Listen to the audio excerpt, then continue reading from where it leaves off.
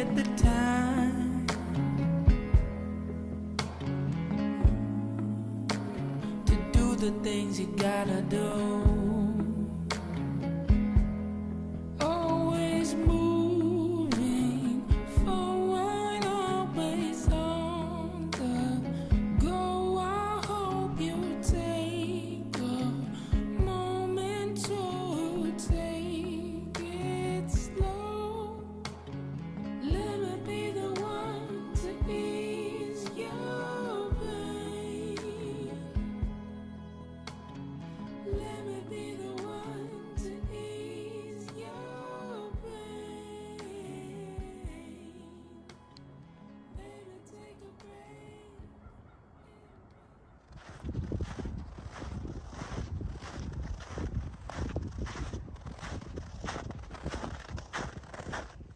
So this is sumac. I didn't get a very good selection, but the red berries in here you can actually put into like a bit of hot water and make like an infusion out of it. There's a lot of like medicinal benefits, a lot of vitamins in there.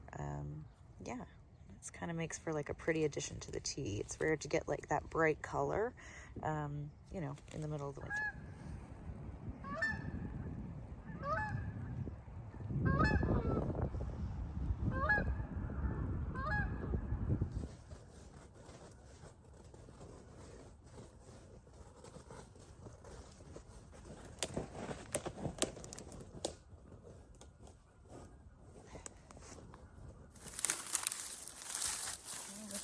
There you go.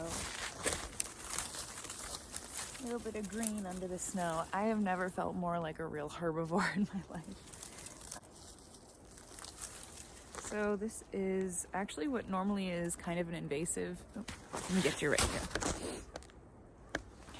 This is actually a bit invasive, not a bit, it is invasive in the area that I'm in right now. It's garlic mustard. It has a bunch of other names.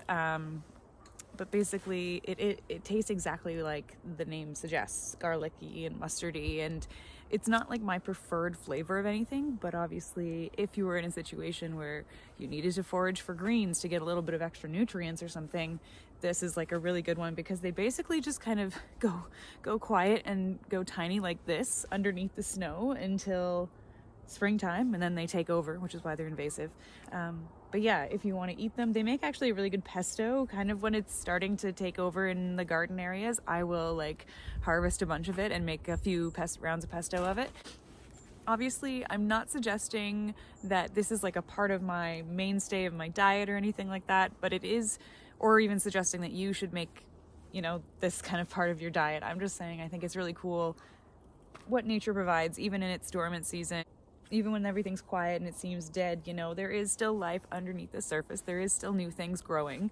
And so, yeah, there's still a bit of nutrients, a bit of green always to be found somewhere, which I think is kind of a beautiful, beautiful thing, a beautiful little symbiotic relationship that we have going on. Anyway, let's go see what else we can find.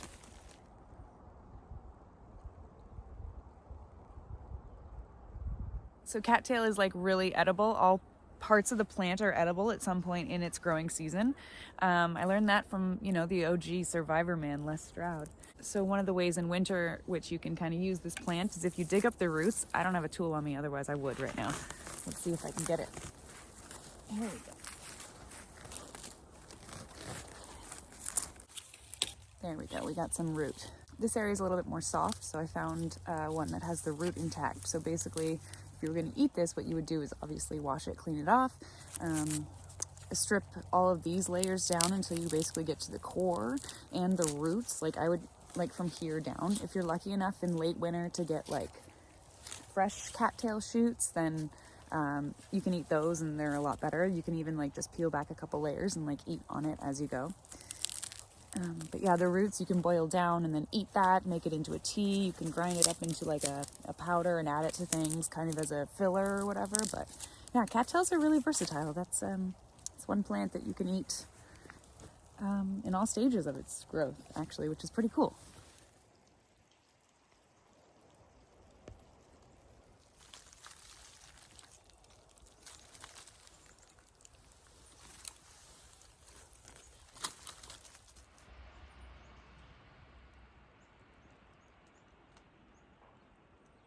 Okay, this is actually pretty cool. I found strawberry leaves. They've just been chilling underneath the snow over here. Hold on.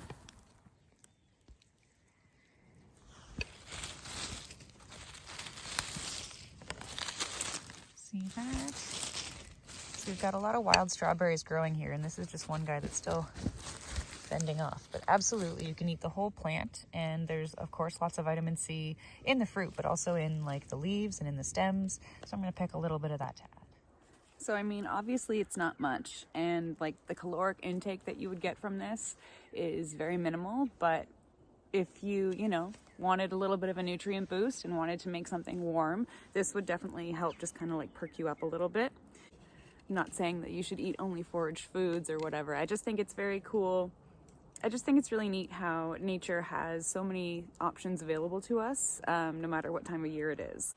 So yeah, it's not exactly useful for making a big filling meal, but I just think it's fun. I think that'll be it for this video. Thank you guys very much for watching. If you haven't done this already, please like and subscribe. I really do appreciate it. Definitely helps the channel. And yeah, more content coming your way very soon. Thanks. Bye.